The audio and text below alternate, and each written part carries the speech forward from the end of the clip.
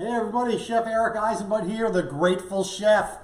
Coming at you on a snowy Sunday here in New Jersey. We are doing another charcuterie project using my Steakager Pro 40, and I couldn't be more excited. This is something I've been wanting to do. This is the next level. You guys have seen me do sausages. You've seen me do whole muscle like lomo and breciole and gabacola. You've seen me do that stuff and I love it. The results are beautiful. This today we're doing next level. This is going to be a lamb prosciutto, which I am excited about. It's going to be inching my way towards regular prosciutto di Parma, which I may or may not do because it is a year to an 18-month commitment. This is a lot less. So today's video, part one, we're doing what to know about preparing the leg of lamb and the cure. I am doing an old school Italian method, which I'm really excited about. I'm following a guy on YouTube, and I'm not sure I can pronounce him. It's Cuore di Cioccolato. We'll put his name in the comments. We'll put your name in the comments. He's doing real charcuterie, Italian way. The guy is so buttoned up. That's why I wore my hat today. The guy's he's got a long sleeve button up shirt with a tie on, nice apron, and he's doing really great things with charcuterie. So we're doing his recipe. We're going to cross our fingers and hope it works. Anyway, so the star of the show is not me. The star of the show is this beautiful leg of lamb that I bought. It is grass-fed a grass-fed Australian lamb that I found when I was at Whole Foods yesterday.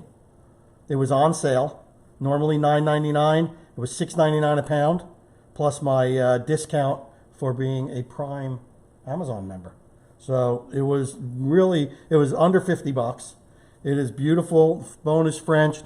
It still has the ball joint. This is exactly what you want. Now I trimmed this. This style of prosciutto is called violino because it resembles a violin. That's exactly what you want. So there was a muscle of meat here. I wanted to get it kind of below the ball joint. If you can, see that. So I wanted to cut it even. You can see it's already taken the shape of a prosciutto.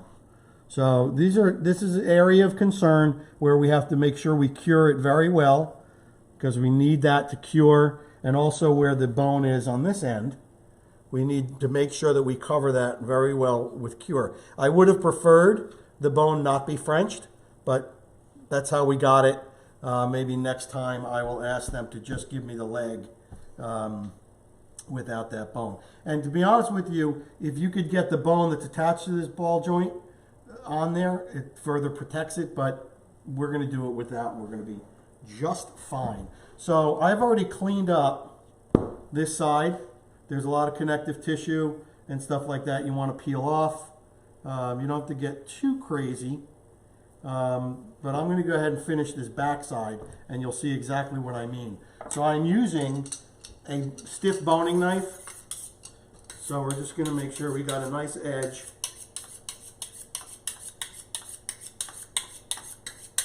And Very important. I say if folks have questions, they can just type them in and I'll read them to you. Yes, Lynn is on the beat. Oh, I am. On the beat, on the beat. All right, so here's silver skin. Just like any animal has silver skin. I've already pulled some of this away, but I just wanted to show you how easy it is. So it's this skin right here that we're going to want to take off. And I'm going to show you how easy it is. So there's a very thin membrane underneath, and with a sharp knife and gravity, this comes away very, very easily. If you want to hold the knife like this, you make just nice little shortcuts. You really want to try and avoid cutting into the muscle itself. The silver skin is very durable, so you could actually cut, like I'm doing here, against the silver skin towards the meat, and that's going to help you to not cut into the meat. Let me come in close for that. So you can see, I'm just cutting that thin membrane and I'm pulling on the meat, letting the weight of the leg itself hold it down. And if it doesn't come across on the video, I mean, it's effortless as you're doing it. Yeah, and this takes, it does take a little bit of practice, and that's the silver skin that you want to get off. Now, this is the shank. There's not a whole lot of meat on it, so I'm not going to get too crazy about removing every bit of it off the shank, unless I think it's just going to be annoying and dry, you know, so I'll just pull that off for cleaning it up purposes. But here, that's pretty much it. A lot of stuff you can go by feel, like you can see what tends to want to peel off naturally. So like this wants to peel, so I'm going to pull it off. And again, I'm just pulling on it and running my knife short, little, tiny, shallow cuts. Cleaning it up. That looks really nice. All right. Okay, I'm pretty satisfied with that. Clean this up just because it's a jagged edge. And that is what you got there. So the next very important thing, whether you're doing pork, you're doing lamb, when you got the leg, there is a main artery that runs towards the hip bone. And it's very important that you push the blood out of that artery and clean up, because that will certainly spoil if you don't. So there's a couple ways to do it. So you can see it comes out right here, right near the bone. So I've already done a fair amount of it, maybe all of it. So you're starting from the leg side, and you just want to push. And here, so you can see right here, the blood is coming out. So you just want to get rid of as much of that blood as you can, because the blood will definitely give you an off taste. And you'll do it several times. Some people will even take a rolling pin like that to get even more of it.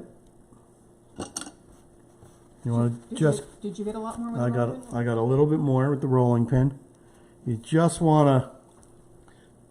to the best of your ability, even if you got to come back and do it a little bit more. It has taken me a couple of times, but that is looking pretty darn good. So it's pretty dry, pat it dry, and that is, we are ready for the first step, the cure. So in my cure, move this guy up. In my cure, so I have a bowl here. This is sea salt. I get it from a Hispanic market. This is beautiful stuff. It is sea salt. It is air dried. There's no chemicals in it or anything. Or sun dried, hand picked, no additives. This is the good stuff. So I want to use sea salt. Got about 100 grams because, or maybe 115 grams because the size of the leg. Now what's cool about this is you're not using a curing salt, so you don't have to be super precise. You just want to make sure you've got enough salt, and then you don't have to weigh by the 1/10 of the gram on the other spices. So we've got salt. Okay, I'm going to add 2½ tablespoons of brown sugar.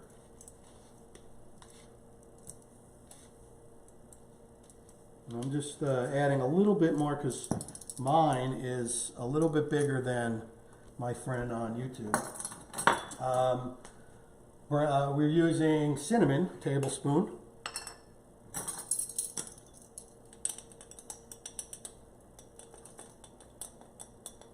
So normally if I was really curing, not a whole mussel, I would be concerned about me spilling some over and not being precise, but not this time. Cinnamon. We've got a 1/2 tablespoon of cloves. What is the difference between the precision on something that you're purely curing and well, it's really, for me, it's the nitrates. You want to be super, because nitrates in too much quantity is actually poisonous to humans. So you got to be very precise with that. And these are just herbs. So yeah, so these are just herbs. Flavor away. Black pepper powder. So it's interesting they're using black pepper powder and we're using fresh ground. But right now I'm using black pepper powder, which I ground myself, and I'm doing 1.5 tablespoons.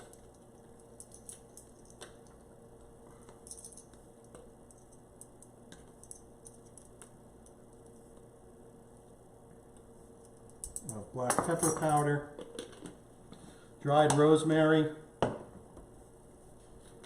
2.5 tablespoons. Actually, 2.5 tablespoons dried rosemary. This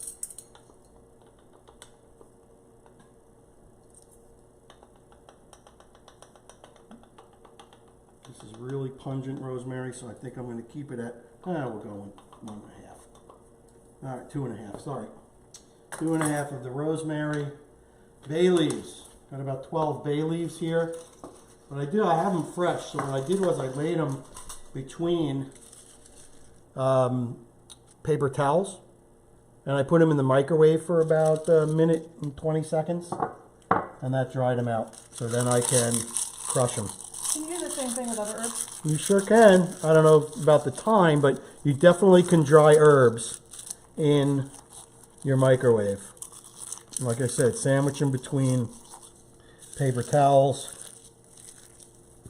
So if we would have had our rosemary plant in the summer, you could have Oh grabbed some of that. absolutely. microwaved it. That's pretty cool. All right, so we've got our bay leaves in there. I got 3 cloves of garlic that I'm going to put on in the bag once we do that. All right. So we mix our spice mix up really well.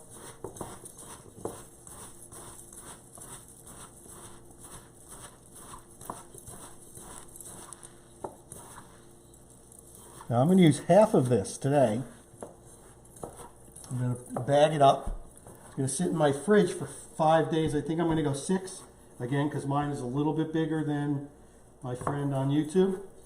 Then I'm going to take it out, scrape off the spices, take the garlic out, re-season it with the rest of this, put fresh garlic in, bag it up, do it for another 5 days or 6 days. So this will be curing in the fridge for 12 days before we go anywhere near our steak age or Pro 40. All right. I'm going to do one more push to make sure I got that blood out of there. Just a little bit.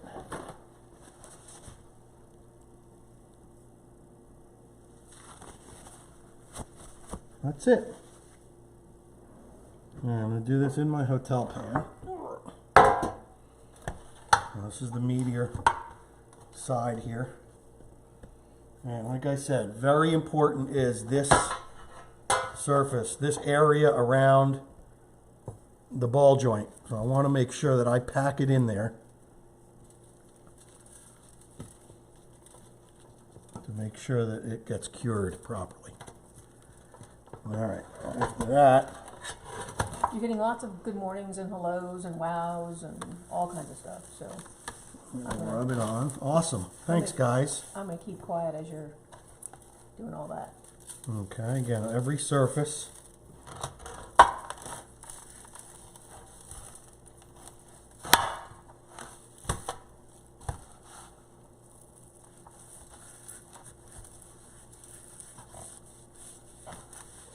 This is absolutely gorgeous. Question from Matt Hayden. Is sea salt better than kosher salt? I guess they're both natural products, you know. I think just sea salt, because it is hand processed, you know, it's like this sea salt.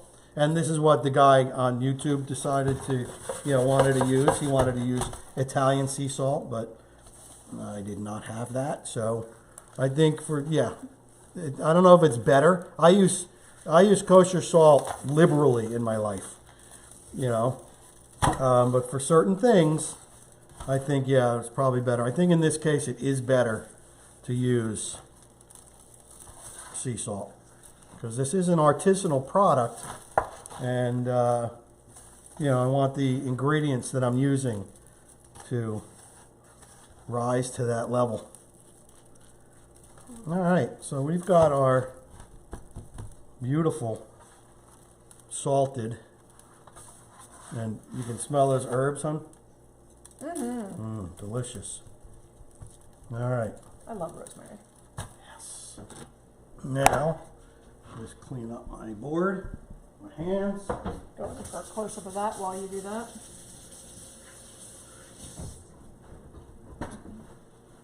Does the fact that there's herbs just kind of sitting around? It's perfectly fine. Doesn't matter. Right.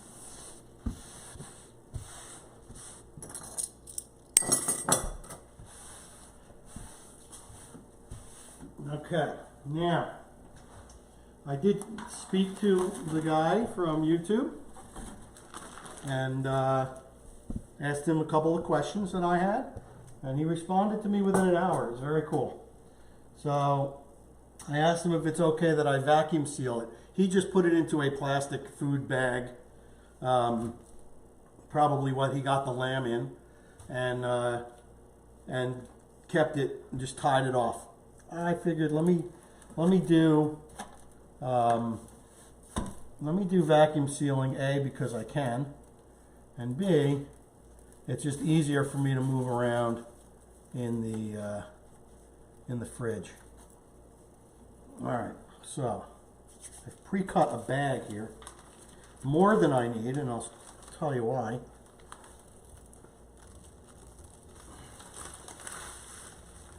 Try and keep as much of the spicing on there as possible. All right, so before I slide it in, I am going to slice my garlic. Probably can't see this, but I'll move in.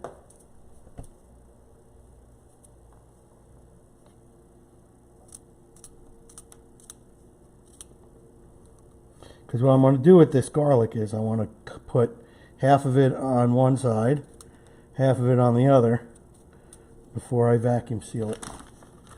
Will you throw the rest of the herbs in there? Nope. Those herbs that are left in the bowl are saved. Well, I might throw what's left in that hotel pan, but the other herbs that are left in the bowl and the salt goes on after 5 days goes by, or 6 days in my case. Okay. And that'll be for our second curing. All right. So I'm going to take a handful of these. And I'm going to place them on top.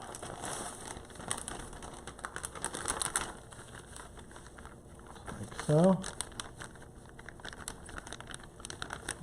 Flip it over. Take the rest of it. And put it on this side.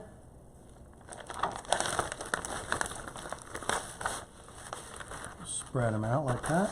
Glad we got those rolls of vacuum bags. Yeah, me too.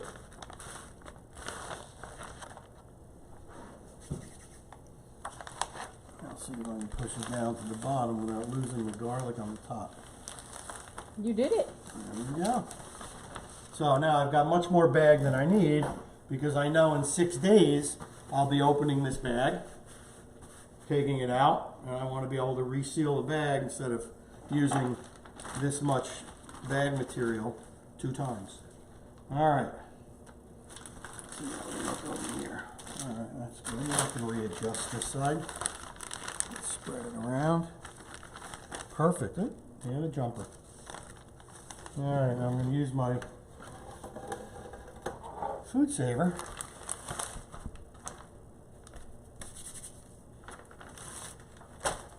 Probably could cut this bag down a little bit, but the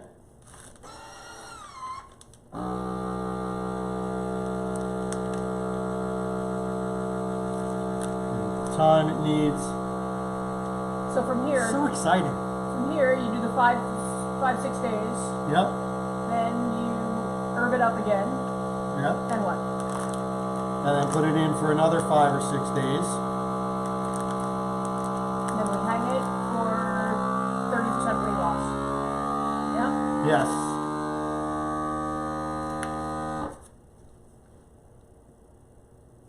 Beautiful. Wow.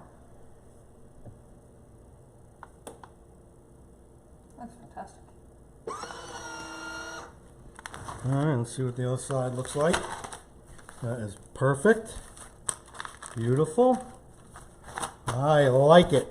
So there we've got the beginnings of our lamb prosciutto. This is going to sit in the fridge 5 days. Like we said, we'll take it out, scrape off the herbs, get rid of the garlic. Then we're going to re-herb it and salt it. Fresh garlic, so the garlic doesn't go bad, you know, and then go in for another 5 or 6 days. And until the next time you see me with this in my hand will be Steak Ager load-in day. So you'll certainly want to check that out. So you'll look for lamb prosciutto part 2. So guys, have a great Sunday. I hope you enjoyed this video. I sure enjoyed making it. And I'm so excited. We're going to have lamb for Easter. Think about it. Be well, eat well, be kind, and I'll see you on the next Grateful Chef Steak Ager video. Peace.